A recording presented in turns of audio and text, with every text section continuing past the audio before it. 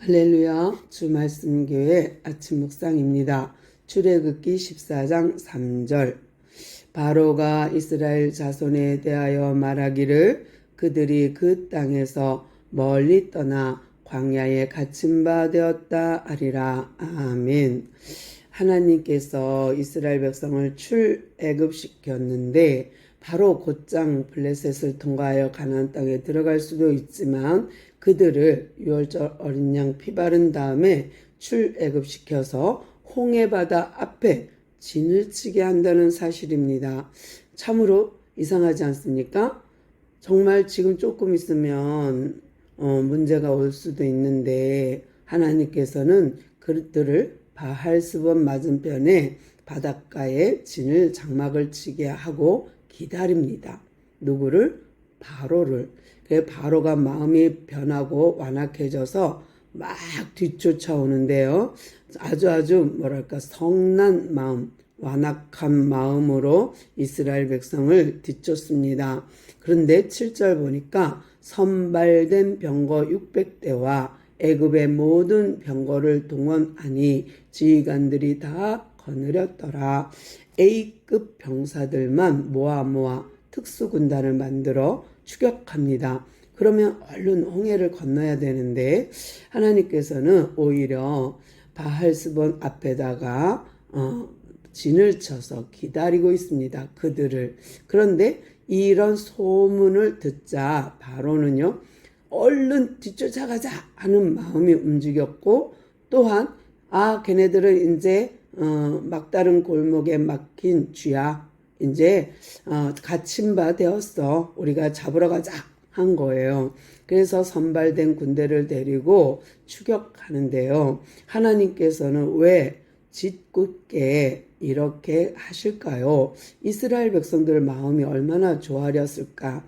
앞에는 홍해바다, 뒤에는 병거들이 달려오는데 정말 쉽지 않았을 거라 생각하는데 하나님은 굳이 왜 이런 연출이 필요했을까요?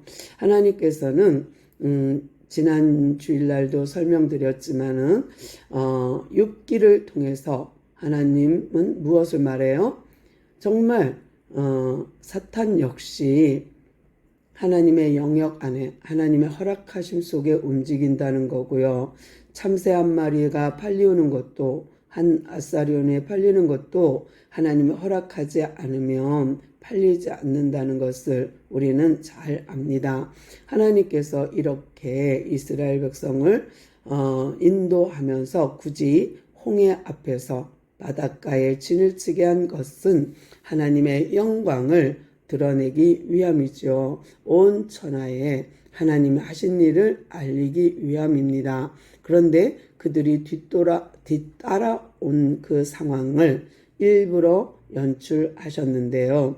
그렇게 연출하는 것은 사단의 영역조차도 하나님의 계획하심 속에 있고요. 또 하나님이 주시는 그 은혜가 있다는 거죠. 왜냐하면 이런 시련 또는 이런 환난, 이런 사건을 통해서 하나님은 하나님의 백성 만드는, 하나님의 일꾼 만드는, 하나님의 그릇 만드는 통과 절차처럼 하나님의 일꾼을 만드는 정말 하나님의 계획, 하나님의 섭리 가운데 하나님의 방법이라 생각이 듭니다. 오늘도 하루 동안 정말 여러 가지 사건 또 여러 가지 일들을 만날 터인데요.